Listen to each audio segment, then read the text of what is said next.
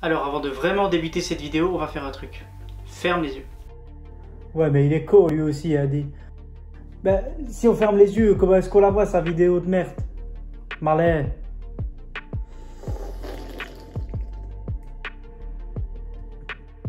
Ben, c'est vrai. Maintenant que vous avez les yeux fermés, ou pas, écoutez bien ce son de moteur légendaire.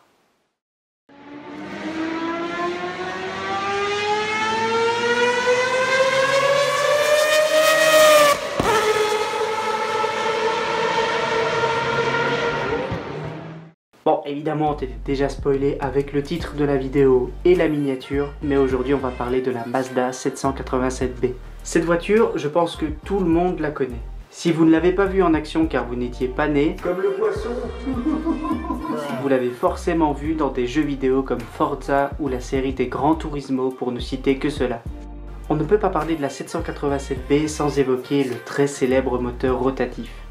On ne va pas en parler aujourd'hui, peut-être un jour, mais en attendant je vous conseille la très bonne vidéo de Villebrequin à ce sujet. Nous, on va rester concentrés uniquement sur Mazda aujourd'hui.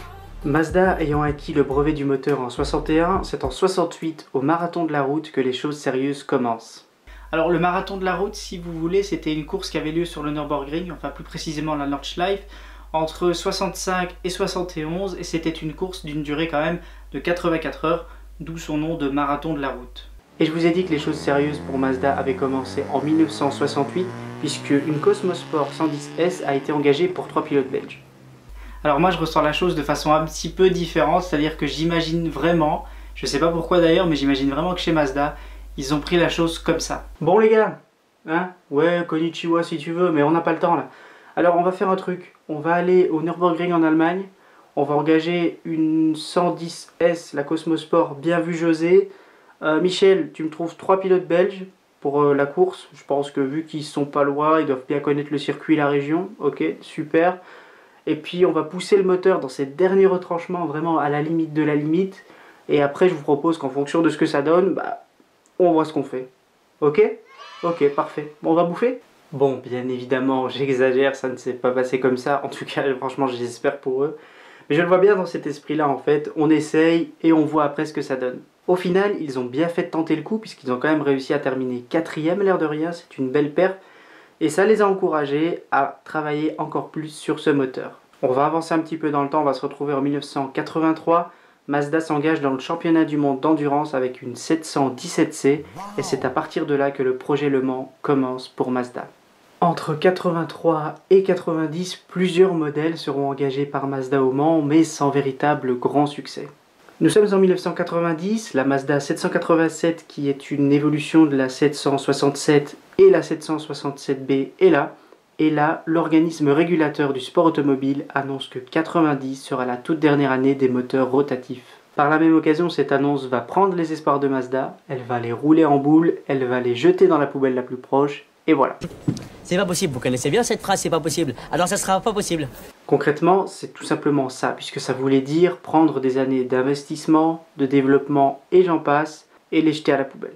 Mais du côté japonais, vous le savez très bien, on n'abandonne pas facilement, et le constructeur croit tellement en son moteur qu'ils vont négocier une autorisation pour aligner une dernière année ce moteur. Et c'est à ce moment-là que la 787 est devenue 787B.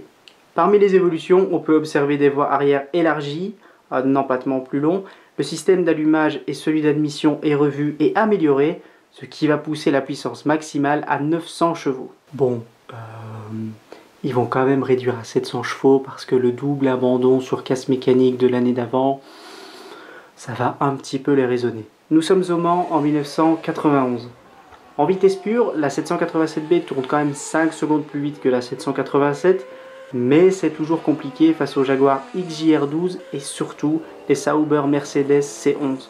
Et les ingénieurs de chez Mazda, eux, ont très vite compris que pour viser la victoire dans la Sarthe face au Jaguar et au Sauber, il faudrait jouer la régularité. D'après leurs calculs, pour éventuellement gagner, je dis bien éventuellement, bien sûr, il faudrait boucler 367 tours. Pour ce faire, ils ont encore dû optimiser la voiture en limitant les tours moteur max à 8500 minutes, ce qui baissa encore la puissance de 50 chevaux. Les 787 ne sont pas favorites du tout et se qualifient 12e et 17e sur la grille de départ. Il y a quelques instants, je vous ai parlé des fameux 367 tours à boucler pour espérer gagner. Et bien en fait, ceux-ci sont avérés assez rapides sur la longueur par rapport aux concurrents, qui eux devaient parfois ralentir significativement pour ne pas tomber en panne d'essence. Coucou Jaguar. Petit à petit, elle remonte. 7ème après quelques heures, mais 4ème dans la nuit pour la Mazda numéro 55. L'optimisation de la voiture, mais surtout les calculs très précis des ingénieurs ont permis de réaliser moins d'arrêts et donc favoriser la remontée. Bon, malgré ça, les Sauber C11 trustaient toujours le podium. Et là, la magie du Mans opère. 2 Sauber sur 3 ont des problèmes techniques. La Mazda 55 se retrouve désormais 2ème. À 3 heures de l'arrivée, la Sauber de tête connaît des problèmes de surchauffe, ce qui va la bloquer définitivement au stand. Vous l'avez deviné, ceci propulse Mazda en tête des 24 heures du Mans avec son moteur rotatif qui, je le rappelle, n'aurait même pas dû être au départ sans les négociations qui ont eu lieu en 90. La situation est complètement folle. Au volant de la Mazda numéro 55 complètement galvanisée, Johnny Herbert réalise un triple relais jusqu'au damier et permet de terminer avec 2 tours d'avance sur les 3 Jaguar Seal Cut. C'est fait, c'est historique, c'est la première victoire japonaise au Mans, première et probablement à jamais unique victoire du moteur rotatif, mais aussi première victoire d'une voiture avec des freins en carbone. Alors si vous cherchez des images du podium, vous ne verrez pas Johnny Herbert, car exténué, il ne montera pas sur le podium. D'ailleurs, il fera même un malaise, laissant Volker Weidler et Bertrand Gachot seuls pour la cérémonie. Les 24 heures du Mans resteront la seule victoire de Mazda, mais au final, quand c'est la plus belle de toutes, je pense que ça va.